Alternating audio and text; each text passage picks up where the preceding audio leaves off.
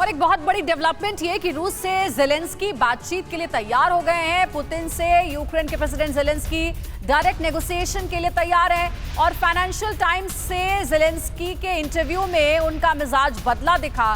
रूस युद्ध खत्म करे तो ज़ेलेंस्की बातचीत के लिए तैयार हैं।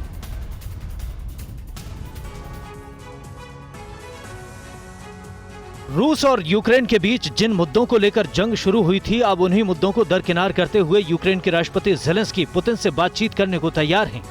ज़ेलेंस्की अब उस नेटो से भी किनारा करने को राजी हैं जिसमें शामिल होने को लेकर दोनों देशों के बीच जंग छिड़ी थी। ज़ेलेंस्की चाहते हैं कि रूस सबसे पहले जंग रोके और बातचीत की टेबल पर आए।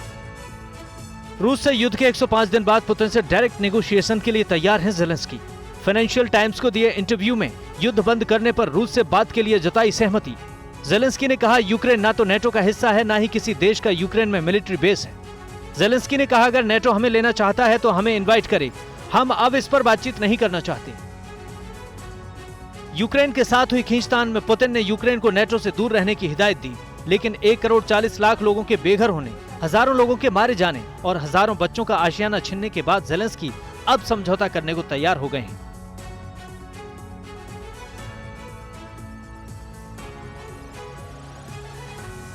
और आसमान से रूसी सेना का यूक्रेन पर जबरदस्त हमला। रशियन आर्मी ने हेलीकॉप्टर से यूक्रेन पर कहर बरपाया है।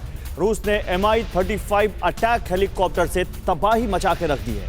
रूस के हवाई हमले से यूक्रेनी सैन्य ठिकाने तबाह हो गए। न्यूक्लियर वॉर के खौफ के बीच रूस यूक्रेन के बीच जंग का सिलसिला बदस्तूर जारी है। 3 महीने गुजरने के बाद भी हालात ऐसे नहीं हैं जो इस बात की उम्मीद जताएं कि जंग रुक सकती है। जंग के मैदान में कभी यूक्रेन का पलड़ा भारी पड़ रहा है तो कभी रूस धमाकेदार पलटवार कर रहा है। ताजा तस्वीर में रूसी सेना हेलीकॉप्टर के जरिए यूक्रेन पर कहर बरपा रही है।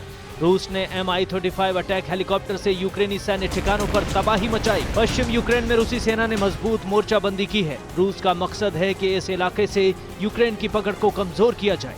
ऐसे में रूसी सेना ने यूक्रेन के सैन्य वाहनों पर जोरदार हमला किया और उन्हें तबाह कर दिया। रूस इस बात से ज्यादा चिढ़ा हुआ है कि पश्चिम से दिए गए हथियारों के बल पर यूक्रेन अब भी जंग में बना हुआ है और लाख कोशिशों के बावजूद रूस को वो बढ़त हासिल नहीं हो पाई है जिसकी उसने उम्मीद की थी।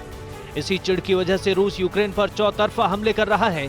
इन हमलों में यूक्रेन को भारी नुकसान हो रहा है। इतना सब होने के बाद भी रूस ये दावा नहीं कर सकता कि उसने यूक्रेन को घुटनों पर ला दिया है, क्योंकि यूक्रेन भी मौका मिलते ही पलटवार कर रहा है।